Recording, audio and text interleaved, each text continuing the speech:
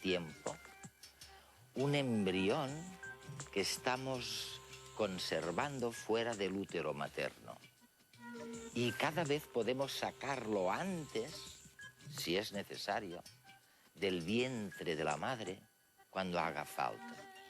Los especialistas dicen que un día puede haber placentas sintéticas o artificiales. En unos instantes, en redes.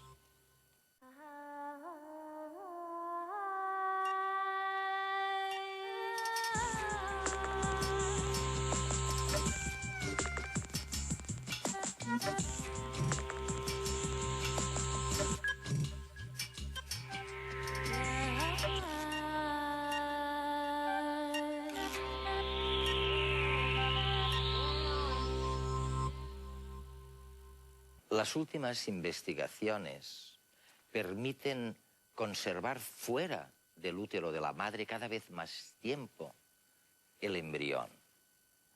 Y por otro lado, otros científicos están consiguiendo retirar antes, si hace falta, al feto. De manera que, bueno, pues no es difícil imaginar que los dos procesos terminen con una placenta artificial que cobije al feto en un lugar que sea más seguro que el vientre de la madre. Y entre tanto, gracias a las nuevas técnicas de resonancia, estamos descubriendo cosas maravillosas. ¿Por qué juega el feto? ¿Por qué se chupa el dedo? ¿Por qué bosteza? ¿Y por qué nunca jamás en su vida ulterior vivirá tan feliz como en estos momentos? Empieza la carrera. 200 millones de espermatozoides, animados por el cóctel de estimulantes con que los baña la próstata, empiezan su viaje hacia las alturas. Recorren 2000 veces su longitud, que es como si nosotros nadáramos 3 kilómetros. Pero están diseñados para ello. No son más que un sistema de propulsión y una diminuta bolsa de genes.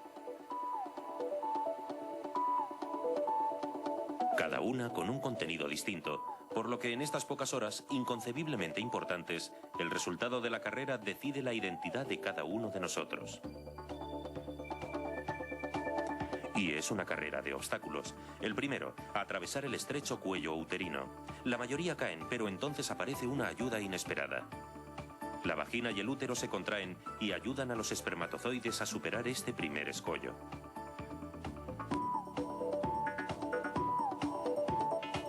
Si encuentran que el útero está tapizado con un tejido glandular rojizo, es un buen augurio. Está preparado para acoger al embrión si se produce la fecundación.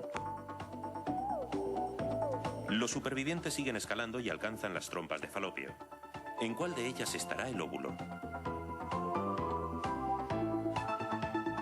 Los afortunados que escogen el camino correcto encuentran al fin el objetivo. Y no es un objetivo fácil.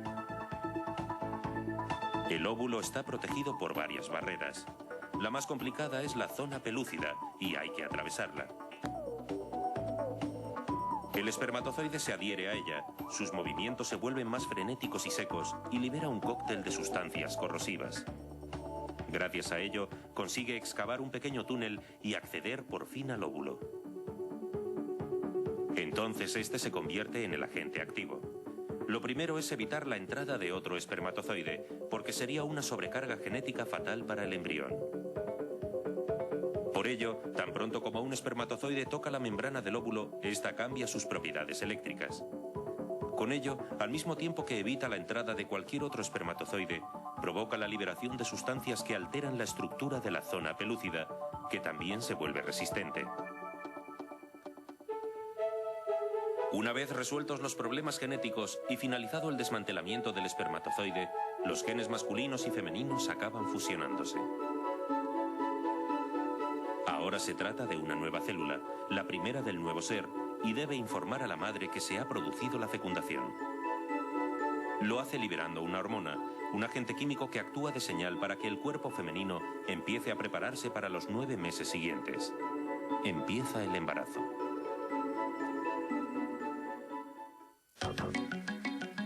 El profesor Stuart Campbell es uno de los mayores expertos del mundo en técnicas de medicina prenatal. Desde los años 60, Campbell ha sido uno de los pioneros en las técnicas de imagen por ultrasonido. Su trabajo ha alcanzado la cima con el desarrollo de la reveladora ecografía en 3 dimensiones y tiempo real.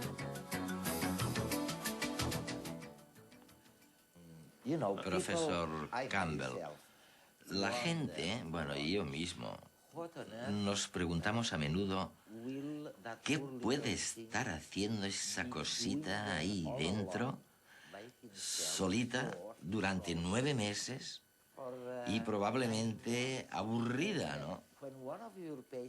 Y cuando un paciente te hizo esta pregunta, tú le contestaste: nunca jamás en su vida volverá a estar tan contento. ¿Qué querías decir exactamente? Bueno, le dije, porque el feto está en un entorno templado, dentro del útero de la madre, protegido de la luz y del ruido, y nunca tiene hambre, porque la placenta le proporciona la alimentación. Glucosa, aminoácidos, proteínas, grasas.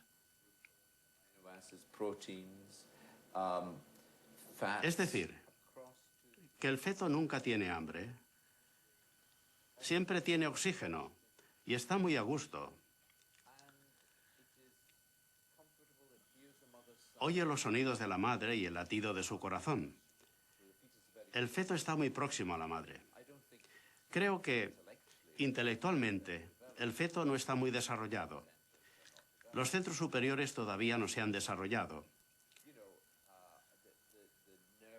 Las conexiones nerviosas todavía no están completadas en el cerebro.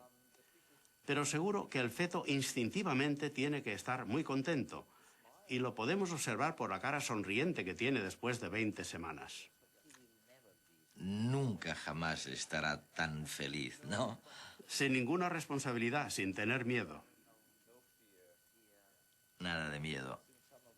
He visto algunas de tus imágenes, oye, como si estuviera boxeando o andando, ¿no? Y no necesita andar. Es increíble. ¿Crees que estos ejercicios son una especie de preparación? ¿Como si estuviera en una cámara simuladora? Sí. El feto tiene que aprender muchas cosas para prepararse para el proceso del nacimiento. Tiene que aprender a succionar, ya que tiene que mamar. Tiene que aprender cómo abrir los ojos, porque aunque está en una oscuridad total, se puede ver cómo abre los ojos. Pero el feto no pestañea, aunque yo mismo he utilizado esta palabra. Pero a veces se ve cómo abre los ojos durante 10 o 20 segundos y no los cierra. Y es algo bastante extraño.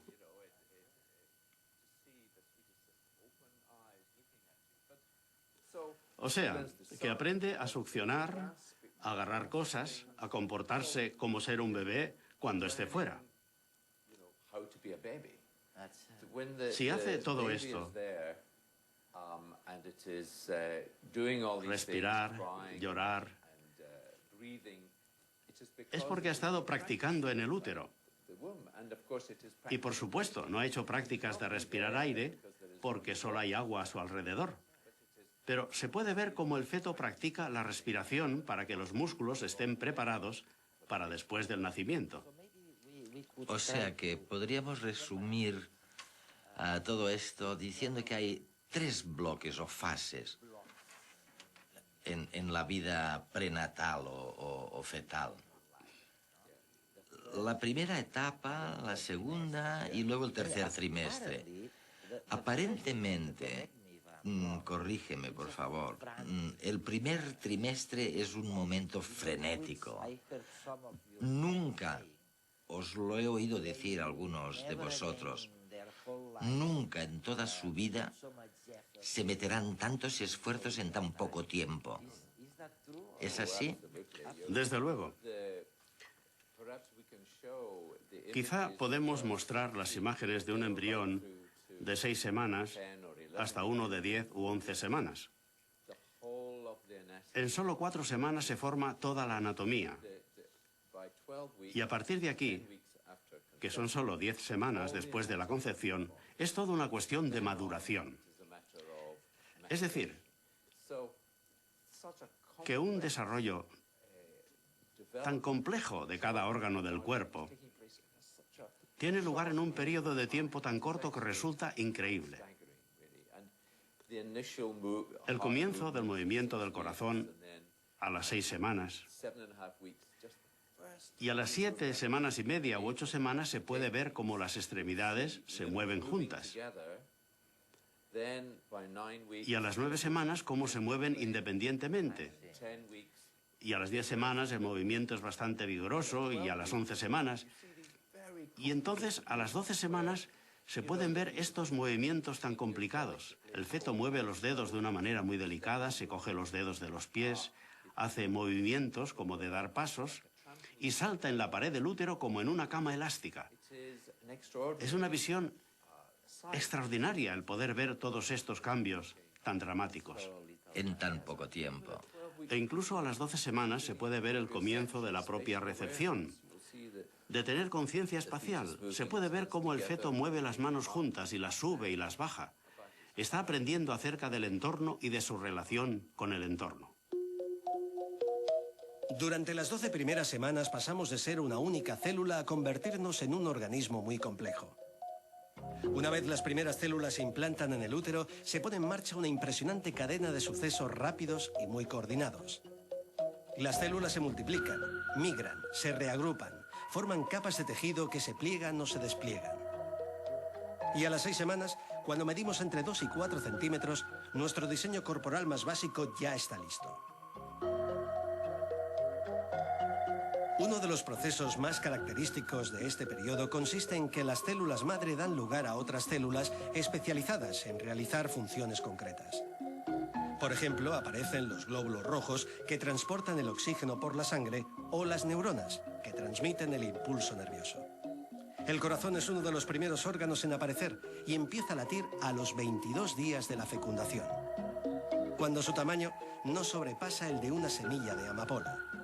El cerebro, la médula espinal y los sistemas respiratorio, gástrico y genital empiezan a desarrollarse simultáneamente. El esqueleto y los músculos tardan un poco más, pero a las 10 semanas el feto ya tiene todas las estructuras y características de un ser humano.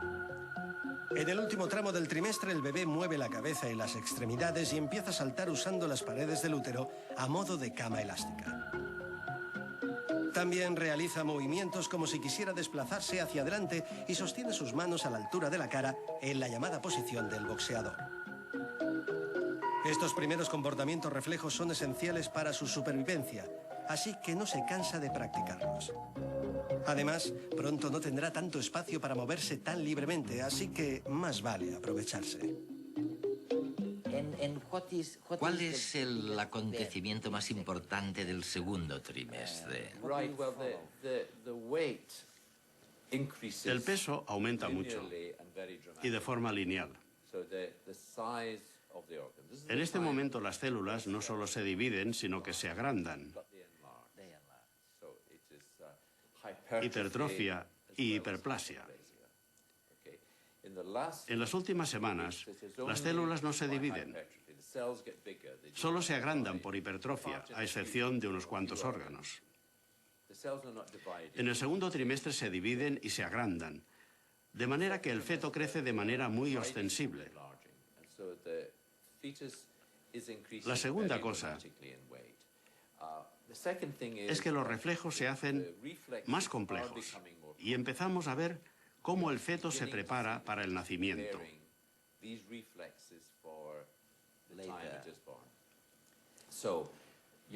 Es decir, que se ve cómo abre los párpados. Por primera vez a las 18 semanas. Aunque en los libros se dice que es a las 24 semanas, con la ecografía a 3 dimensiones podemos ver que esto sucede a las 18. Y luego se ve cómo se chupa el dedo, el desarrollo de agarrar y todos los reflejos de los que ya hemos hablado. ¿Por qué decimos que cuando nace un bebé en realidad no ve nada hasta dentro de unos días o unas semanas más tarde. ¿Es verdad esto? ¿Que no ven nada? Claro que puede ver. Si por ver entendemos que el cerebro pueda percibir y reconocer.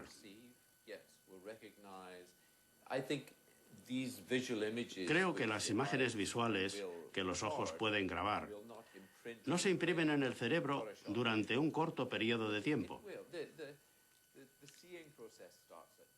Pero el proceso de visión comienza en el nacimiento y muy lentamente el cerebro va reconociendo lo que son las imágenes. En tus imágenes, ecografías, se puede ver cómo bostezan. Y no es porque estén aburridos, digo yo, ¿no? ¿Hay algunos que bostecen más que otros? Sí. El feto hace cosas dentro del útero que luego no hace tanto cuando está fuera.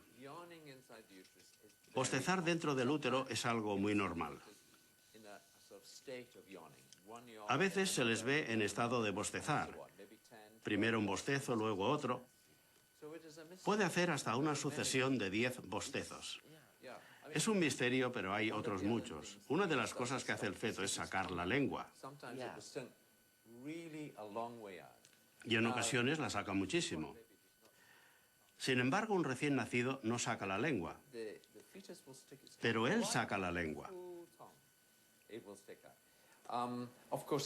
Y también sonríe mucho dentro del útero. Y sin embargo, después del nacimiento no se le ve sonreír. Llorando. Lleva un cierto tiempo, varias semanas, hasta que sonríe. Hay ciertos reflejos que desarrolla que son necesarios para la supervivencia, pero hay otros reflejos que no los volvemos a ver tanto.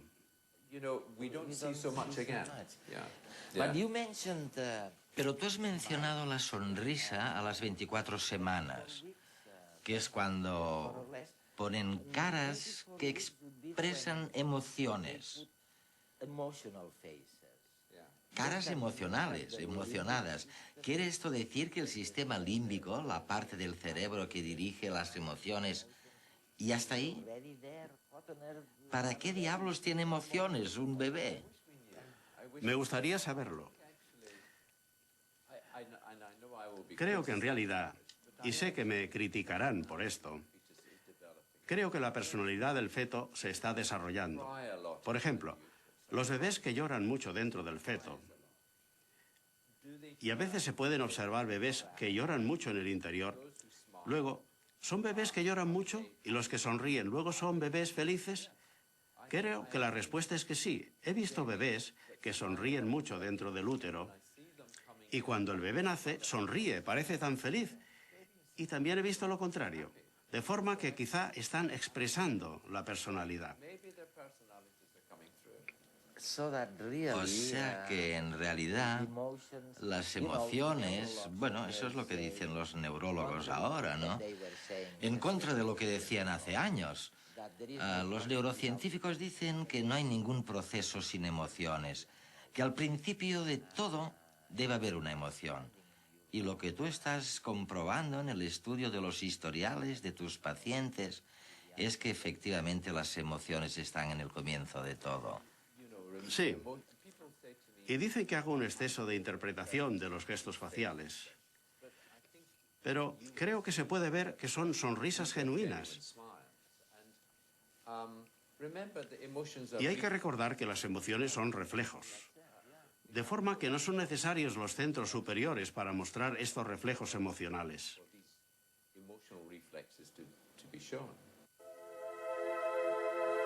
Durante el segundo trimestre las células se dividen muy velozmente y por tanto el crecimiento es muy rápido. De hecho, hacia la mitad del periodo la madre empieza a notar los movimientos del feto. El bebé puede doblarse, estirarse, dar patadas, saltar, flexionar las extremidades y retorcerse. También succiona, traga, bosteza y se rasca. Y es usual verlos jugar con el cordón umbilical.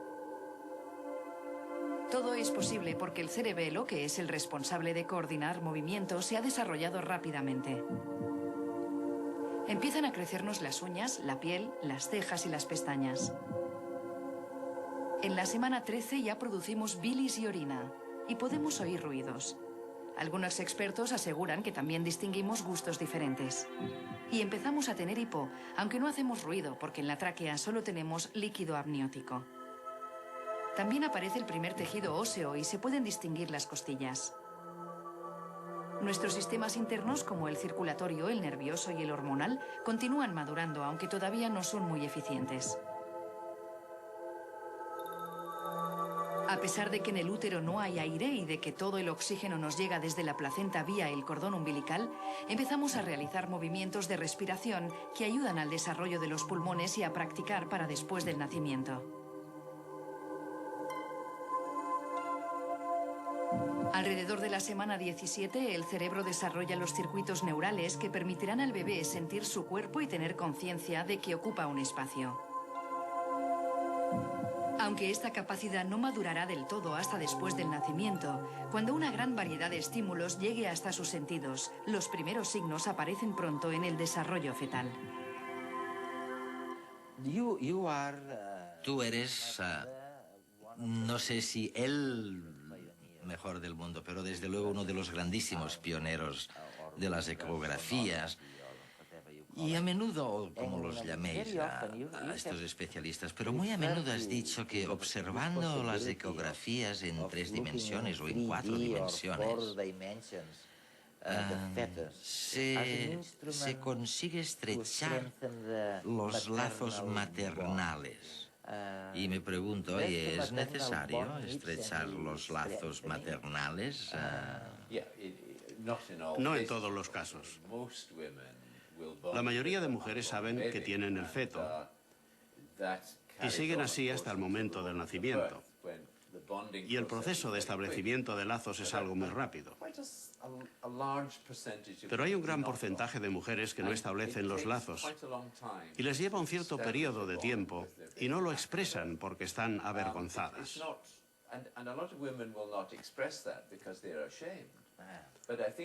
Creo que todas las investigaciones que se han hecho muestran que hay un gran número de madres que no estrechan lazos emocionales de inmediato con el bebé o antes de nacer. Y desde luego esto ayudaría al proceso de estrechar lazos. Y no solo sirve para la madre, también para el padre, porque hace años, cuando hacíamos las ecografías bidimensionales, el padre se quedaba en una esquina porque no entendía las imágenes, pero ahora el padre está ahí, mira a la pantalla, incluso le habla al bebé, y hace poco tuvimos un padre que le decía al bebé: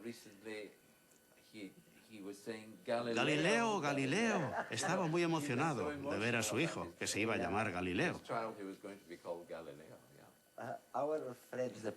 Nuestros amigos, los primatólogos, me dicen que sucede algo parecido con los chimpancés. No todas las madres chimpancés tienen esos lazos maternales. Tienen que aprenderlo.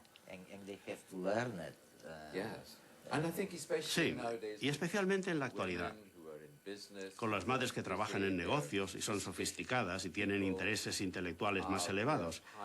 Quizá este establecimiento de lazos, que es un instinto más primitivo, lo tienen que aprender. De lo que estás diciendo, parece que los últimos 3 meses de la gestación son como una pérdida de tiempo comparado con los 3 primeros meses. Es como si todo estuviera ya acabado, ¿no? Es muy cierto. Y realmente todos los reflejos que se observan en el tercer trimestre ya se han desarrollado en el segundo. El feto una vez más gana mucho peso. A partir de la semana 28 triplica el peso. Es decir, que la grasa se deposita en grandes cantidades. Y todo lo que sucede es que los reflejos ya están establecidos, pero se desarrollan de una manera más sofisticada. Mientras que abrir el párpado es muy raro antes de la semana 28, luego se convierte en algo normal. El respirar, que se hace durante periodos cortos de tiempo, después se da durante periodos más largos. Aunque no haya aire. Aunque no hay aire, tiene que respirar, porque eso ayuda a la formación de los pulmones. Pensamos que no solo son los músculos, también la expansión de los mismos pulmones les ayuda a expandirse en el momento del nacimiento. En el tercer trimestre el bebé triplica su peso y dobla su longitud. Pero ahora este crecimiento ya no se debe a la multiplicación celular, sino únicamente a que sus células engordan. Aumenta mucho la grasa corporal con el fin de mantenerlo caliente cuando salga, y los músculos y los huesos también se fortalecen. Nuestro cerebro también experimenta ahora un desarrollo muy importante. Constantemente se forman nuevas células y nuevas conexiones entre ellas. Entre la semana 28 y la 32, el cerebro ya está suficientemente maduro para estar consciente, y esto significa que ya podemos sentir y recordar. También puede reaccionar al tacto y al sonido. Su pulso se acelera, se mueve más y su cara es cada vez más expresiva. En las últimas semanas está despierto aproximadamente un 10% del tiempo. Y aunque el resto del día duerme, hacia la semana 32 empieza a soñar, lo que también ayuda al desarrollo de su cerebro. Perfecciona todas las habilidades que ya ha mostrado anteriormente y su comportamiento es cada vez más sofisticado. Se está preparando a conciencia para su vida en el exterior. Una de las actividades que más se observa es la succión. Y no es sorprendente porque prepara al bebé para alimentarse, pero también para explorar este nuevo mundo que pronto conocerá. La boca del bebé cuenta con numerosas terminaciones nerviosas que la hacen muy sensible, mucho más que sus manos. Así que mientras se chupa los dedos, también está aprendiendo a apreciar su forma y tamaño y a sentir su piel. Los pulmones son los órganos que más tardan en completarse.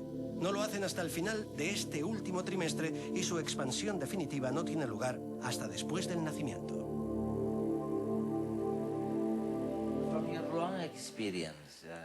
Desde la perspectiva de tu larguísima experiencia de traer bebés al mundo, donde hay tantas alegrías y tantas penas y tristezas, si tuvieras que elegir de nuevo tu profesión, ¿volverías a hacer lo mismo? Sí, definitivamente. Tiene muchas recompensas. Y creo que el feto dentro del útero y la madre y todo el proceso del embarazo son un reto inmenso. Y tiene alegrías, penas, tragedias. Todas las experiencias humanas están en el proceso del parto de un bebé. Pero tiene tantas recompensas para los que trabajan con esto. Creo que la mayoría de médicos se cuidan de la parte degenerativa de la vida. Intentan poner parches a viejos como yo. Mientras que aquí nos encontramos con la profesión más excitante, cuidando del desarrollo de un niño. Desde unas pequeñas células en una placa hasta que se convierte en un ser humano. Es muy excitante.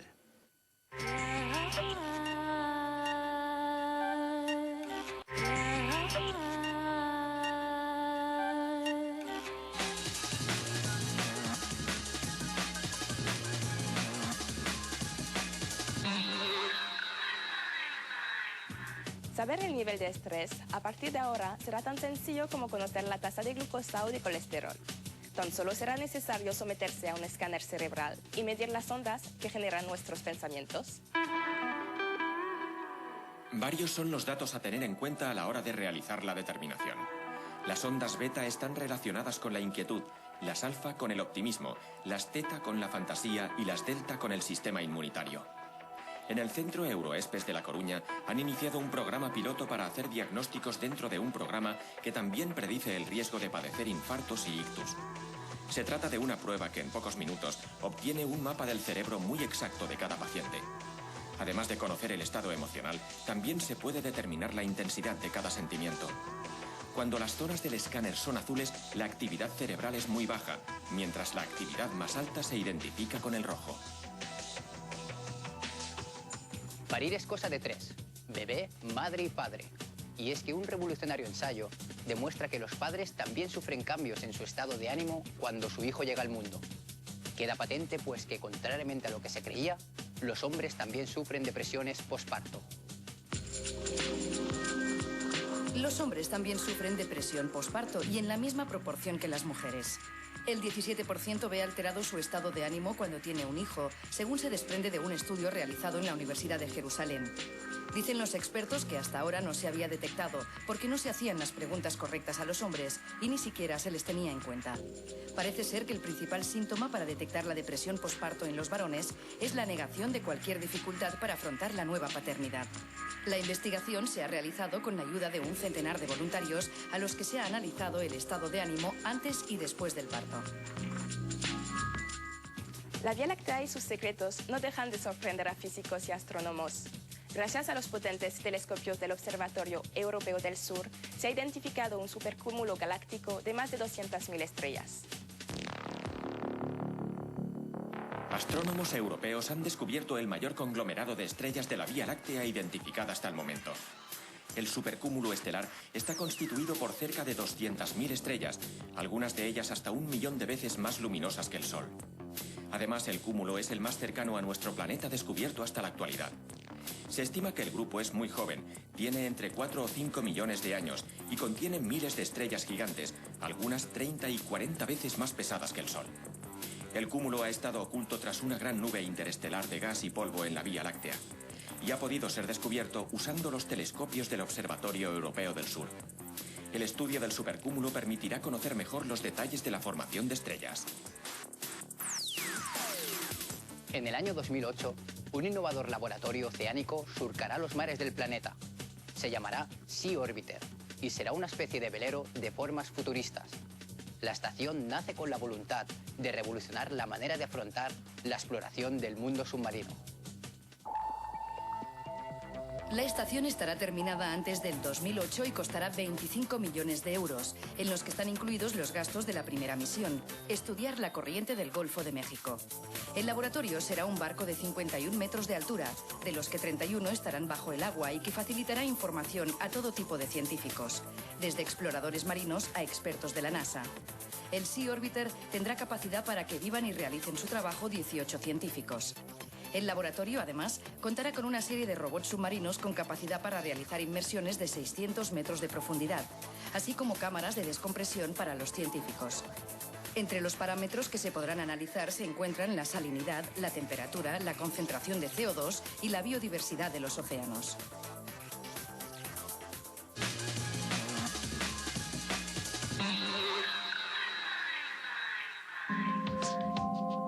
Tradicionalmente, el parto ha sido siempre un acto peligroso tanto para la madre como para el pequeño, mucho más complicado y traumático que en otras especies.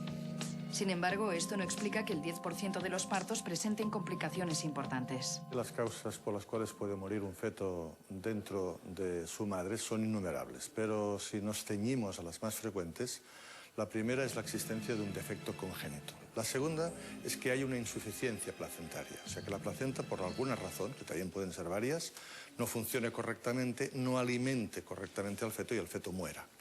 Es lo que produce un crecimiento restringido del feto y finalmente la muerte. Y la tercera causa es la posibilidad de una infección intrauterina, cosa que también vamos disminuyendo con un mejor conocimiento de este proceso.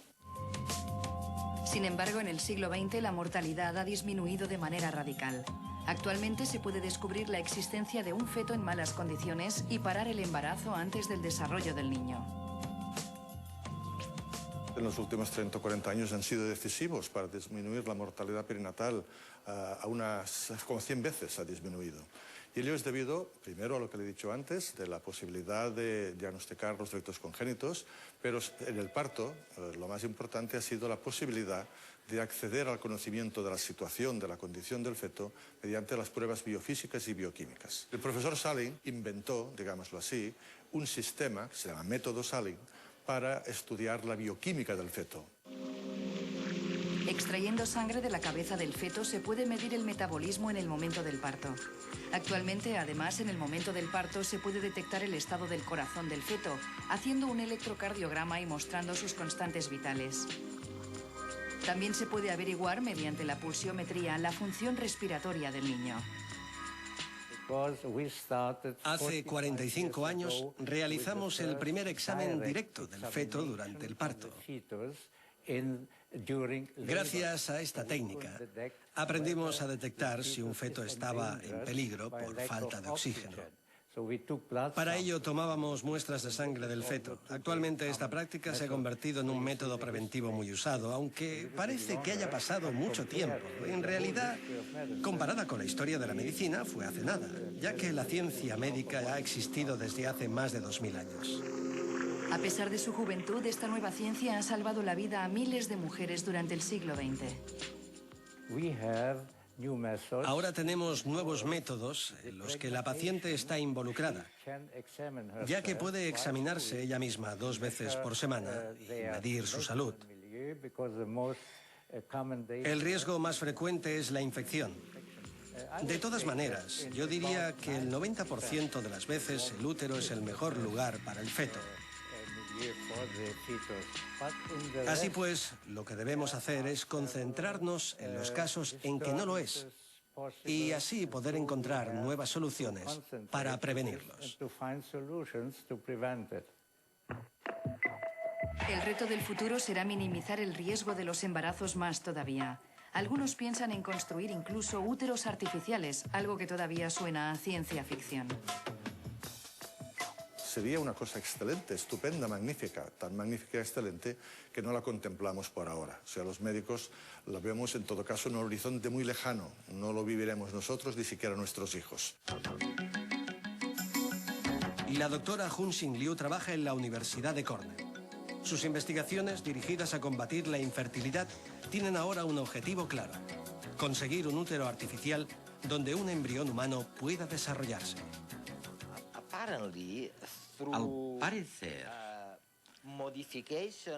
mediante modificaciones de las expresiones de los genes y de terapias genéticas, o génicas más bien, se podría mejorar la condición de un embrión. Y esto permitiría mejorar la calidad del embrión de baja calidad. Estoy pensando en los procesos de preimplante. ¿Qué quieres decir exactamente con eso? Llevo trabajando en fertilización in vitro más de 20 años. Y en todos estos años he visto que el índice de embarazos no es el que se esperaba. En otras palabras, que hay pacientes que no pueden quedarse embarazadas. Y aunque nuestro índice de embarazos es aceptable, me gustaría mejorarlo al máximo. ¿Cuál es la causa de los fallos en la implantación? Es debido a la calidad del embrión y por la implantación. Este es el motivo por el cual quiero investigar si es posible mejorar la calidad del embrión y también la implantación. Y parece ser que ya lo has mejorado en algunos casos. Sí. Originalmente pensamos que en la naturaleza el embrión se implanta en los tejidos del endometrio. Y pensamos que el endometrio debe contribuir de alguna manera a nutrir esos embriones para que crezcan. De manera que pensé que se podría hacer un cocultivo de células de endometrio y embriones juntos. Y lo increíble es que el embrión se desarrolla muy bien y la calidad del embrión mejoró enormemente. En este proyecto se ha ido trabajando con animales durante años hasta que lo aplicamos a los pacientes. Y resultó que el 78% de las pacientes obtuvieron una implantación positiva, es decir, que se quedaron embarazadas, y esto era fascinante. Está prohibido, pero es absolutamente imposible imaginar que de ahí en el futuro sea posible que un embrión crezca, un embrión real, en un útero artificial? ¿Es algo que no se puede considerar o es posible que salga de todo eso? Es un resultado posible, ya que después de hacer este experimento de los 6 días pensé, ¿cuánto tiempo puede crecer in vitro con este tejido de endometrio? De manera que continuamos haciendo crecer embriones de ratón in vitro y podemos desarrollarlos hasta 17 días, y el periodo de embarazo de un ratón es de 21 días. Esto está cerca del final. Se han superado 3/4 del embarazo. Y hemos superado el desarrollo más temprano y el más tardío. E incluso hemos visto cómo el ratón desarrolla la bolsa amniótica. Y con el pequeño ratón dentro de esta bolsa amniótica, es increíble.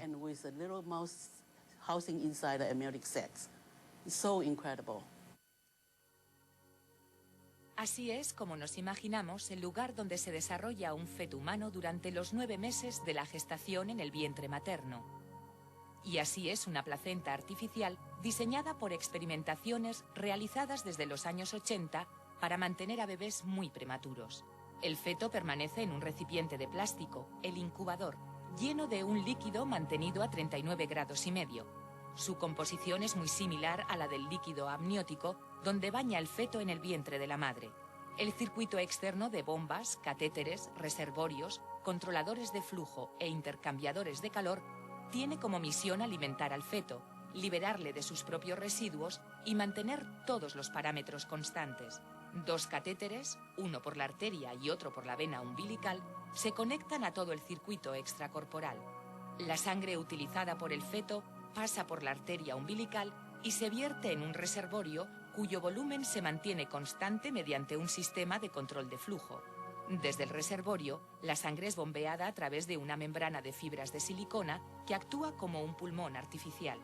Así, una vez oxigenada, la sangre retorna al feto por la vena umbilical tras pasar por un intercambiador de calor que la lleva a la temperatura adecuada. De forma continua, se miden el ritmo cardíaco, la presión sanguínea y la presión del oxígeno y del anhídrido carbónico en sangre. Pero esta placenta artificial está lejos todavía de funcionar como una verdadera placenta. Los frecuentes movimientos del feto durante su desarrollo impiden la estabilidad de los catéteres y provocan importantes pérdidas de sangre. Este tipo de incubación extrauterina fue diseñada para la última etapa del desarrollo del feto. En el otro extremo de la vida embrionaria, en los primeros días tras la concepción, las investigaciones de Hun Chin Liu con células del endometrio materno y células embrionarias dieron lugar a un útero en el laboratorio. Las células del endometrio se cultivan sobre un soporte tridimensional hecho de materiales biológicos con forma similar a un útero humano. Las células se dividen colocándose sobre el soporte y tomando la disposición que adquieren en el organismo. Un embrión fecundado in vitro se implantará con facilidad sobre este tejido y puede desarrollarse durante varios días antes de ser transferido al útero materno para proseguir el desarrollo y crecimiento. Lo más difícil queda para el futuro: conseguir una placenta que pueda soportar el completo desarrollo de un feto humano fuera de la madre. Estás realmente prolongando el tiempo en que un embrión puede existir en un laboratorio antes de implantarlo en el útero de una mujer, ¿no? Y he oído que hay alguien en la Universidad de Tokio, el doctor Yoshinori Kuwabara, que está trabajando en el otro extremo, que está investigando, de momento solo con cabras, obviamente no con humanos, pero que está desarrollando una especie de placenta artificial que le proporcionaría al feto un hogar seguro. Una placenta artificial, si sale demasiado pronto del útero de la madre. Es decir, que desde los dos extremos Probablemente no está demasiado lejano el día en que se pueda imaginar que los dos extremos se unirán y que podremos tener abierta la posibilidad del nacimiento de un embrión completamente fuera del útero de la madre. Sí, creo que solo puedo decir que es una posibilidad. Porque hay otros problemas en nuestro sistema, como he mencionado antes, ya que un embrión de ratón de 17 días es muy deforme, es decir, que el sistema no está completamente establecido. Y necesitamos perfeccionarlo mucho.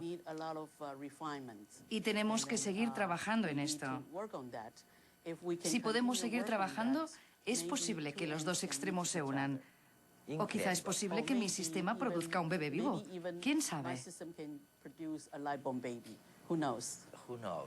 ¿Quién sabe, no?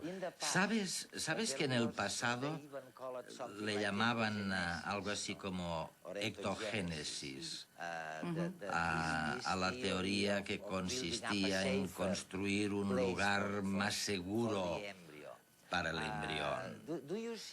¿Cómo ves el pasado y el futuro de estas ideas que siempre han estado presentes en la mente de algunas personas? Mi investigación creo que está destinada a ayudar a los pacientes de una manera que se entienda mejor por qué se producen los abortos o si hay posibilidad de salvación tras esos abortos o si hay problemas. Si se puede tener una forma alternativa de ayudar al paciente o de mantener al bebé. Es cierto que puede ser de ayuda, pero hay muchas y desconocidas complicaciones en el embarazo. Incluso hasta la actualidad no se conocen todos los factores necesarios para que nazca un bebé con una gestación completa. Creo que hace falta todavía mucha investigación en una gestación completa. Mi modelo al menos puede servir como un modelo de estudio in vitro y nos puede ayudar a estudiar un embarazo, una gestación completa, dónde y cómo evoluciona y cómo podemos resolver los problemas y la forma de solucionarlos.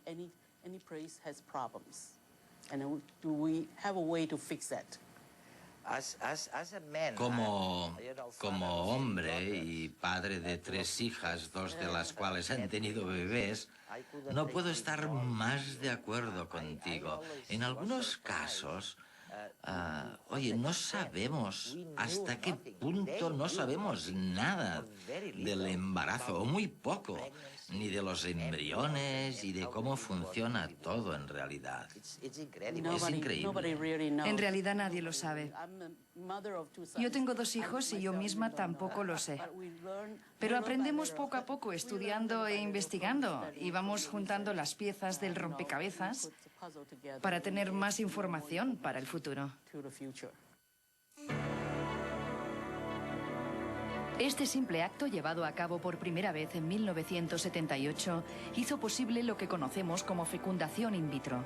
Su consecuencia fue la concepción en el laboratorio de un embrión que, implantado en el útero de una mujer, daría lugar a una niña, la primera niña probeta. Fue entonces cuando el hombre se dio cuenta de que concebir a un niño era sencillo. En pocos minutos, 100 millones de espermatozoides pueden ser reunidos en un pequeño vaso. Por otro lado, y tras solo 2 semanas de tratamiento hormonal, una mujer donante puede producir hasta 2 docenas de óvulos. Se juntan un espermatozoide y un óvulo y 9 meses más tarde tendremos un niño. Sin embargo, necesitamos un tercer elemento sin el cual el embrión no puede crecer. Es el útero. De todas maneras, las investigaciones han probado que el útero materno también puede ser, en un futuro más o menos lejano, imitado en un laboratorio. Al fin y al cabo, los embriones no cogen nada de la sangre o del cuerpo gestantes que los contienen. Es decir, que solo necesitan un recipiente receptor de ciertas características. En este sentido, se han hecho muchos progresos. Por ejemplo, se ha conseguido adaptar úteros de mujeres menopáusicas que en teoría no podrían gestar niños para que los tengan, inyectándoles hormonas para inducir el desarrollo del bebé. Y es que los experimentos en este sentido han demostrado un hecho sorprendente. Un embrión puede implantarse en casi cualquier tejido viviente. Se han dado casos de mujeres que han tenido embarazos en la cavidad peritoneal, en la parte baja del abdomen, aunque esta situación es sumamente peligrosa en el momento del parto, ya que la placenta debe ser separada de los órganos vitales que la rodean. Sin embargo, en cuanto los científicos logren aislar el crecimiento placentario de los tejidos que rodean al embrión, se cree que se podrán crear nuevas cavidades para concebir. Si esto se consigue, los hombres podrían gestar a sus hijos o incluso se podrían crear recipientes similares a úteros en laboratorios.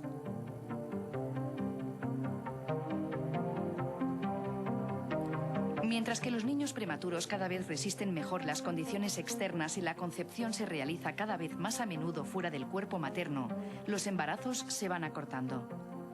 Podemos suponer que en 100 o 200 años no será necesario el embarazo natural, desde el momento en que se logre fabricar un útero artificial.